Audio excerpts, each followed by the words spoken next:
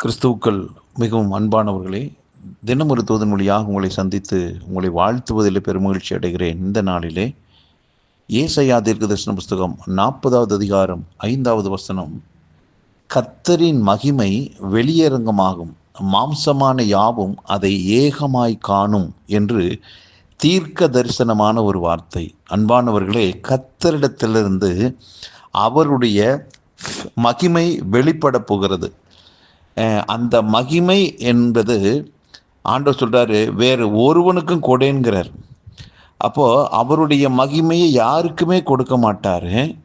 ஆனால் புதிய உடன்படிக்கையில் கர்த்தர் அழைத்தவரை, தெரிந்து கொண்டவர்களை, நீதிமான் ஆக்கினவர்களை மகிமைப்படுத்தி இருக்கிறாராம்.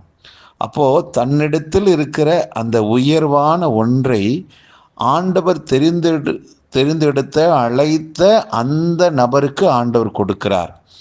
அப்போ இப்பொழுது இந்த வார்த்தைக்கு என்ன பொருள்?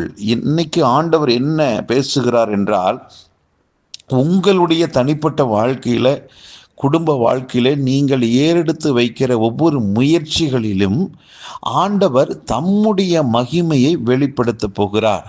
அப்போ ஆண்டவரிடத்திலிருந்து நன்மைக்கு ஏதுவான செய்திகள் தான் வருமே ஒழிய, ஆண்டவரிடத்திலிருந்து தீமைக்கு ஏதுவான காரியங்கள் ஒன்றும் தம்முடைய பிள்ளைகளுக்கு நேராக அவர் அனுப்புவதே இல்லை.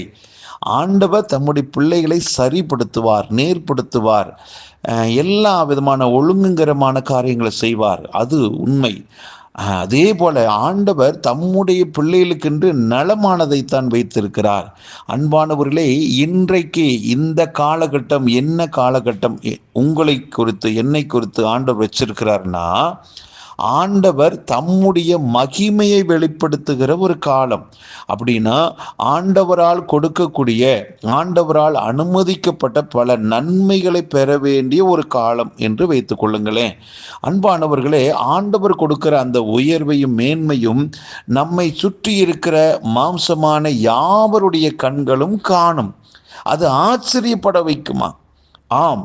ஏன்னா இந்த அதிகாரத்தில் மேலே சொல்லப்பட்ட சில வசனங்கள், பள்ளங்கள் எல்லாம் நிரப்பப்படுகிறார், மலைகளும் குன்றுகளும் தாழ்த்தப்படுமா. ஆகவே கோணலானதையெல்லாம் ஆண்டவர் சரி செய்கிறார், கரடானதையெல்லாம் சமமாக்குறார், சரி செய்கிறார். எல்லா விதத்திலும் எந்த பிரச்சனையா இருக்குதோ அதுக்கு எதிர்பதமான காரியத்தை கர்த்தர் செய்கிறார். அப்போ வியாதி இருந்தால் வியாதியிலிருந்து சுகத்தை கொடுக்கிறார், வறுமை இருந்தால் செழிப்பை கொடுக்கிறார், பலவீனமான சூழ்நிலை இருந்தால் பலத்தை கொடுக்கிறார். இப்படி எல்லா விதத்திலும் அவர் கொடுக்கிற மகிமையினால, உயர்வினால, மேன்மையினால நாம் மகிழ்ந்து சந்தோஷப்பட போகிறோம். ஆகவே கர்த்தரால் வந்த நன்மைகளை நாம் அனுபவிக்கிறதை நாம் மட்டுமல்ல, நம்மை சுற்றி இருக்கிற கண்களும் காணும். ஏன் காண வைக்கிறார் என்றால், உங்களை குறித்து இதுவரைக்கும் அவங்க கண்களில், காதுகளில் கேட்டதான விஷயங்கள் எல்லாம் எதிர்மறையானதாக இருந்தது. நாம் வாழ மாட்டோம், இவங்க உருப்பட மாட்டாங்க, இவங்க இயேசுவை நம்பி இருக்கிறாங்க, இவங்கெல்லாம் எங்கே வாழ்ந்து நல்லா இருக்க போகிறாங்க என்று சாபமான வார்த்தைகளை விட்டுருப்பாங்க. நாம் எப்போ மடிந்து போவோம் அப்படின்னு எல்லாம் கூட காத்திருப்பாங்க. நம்முடைய குடும்பம் எப்போ நாசமாக போகணும்னு எல்லாம் எதிர்பார்த்துருப்பாங்க. நம்ம தொழில் அப்படித்தான், ஊழியம் அப்படித்தான், எல்லாம் தோற்று போகணும்னு நினச்சிருப்பாங்க.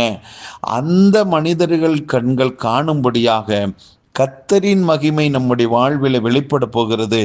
அந்த மகிமை எல்லாருடைய கண்களுக்கும் ஆச்சரியத்தை உண்டாக்கும். அன்பானவர்களே, அந்த மாதிரியான காலகட்டத்தில் நாம் வந்திருக்கிறோம். கர்த்தரால உயர்வை பெறுகிற காலத்தில் வந்திருக்கிறோம். கலங்காதீர்கள், உங்களுக்கான காலம் நேரம் வந்து விட்டபடினால் இனி உங்கள் வாழ்வில் நல்ல காரியங்கள் நடக்கும், கைகூடி வரும், தடைகள் மாறும்.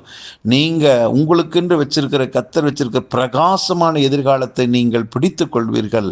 ஆகவே கலங்காமல் கர்த்தருக்கு நன்றி சொல்லுங்கள், அவர் நாமம் மகிமைப்படுவதாக. நல்ல பிதாவே, இந்த நல்ல நாளுக்காக நன்றி.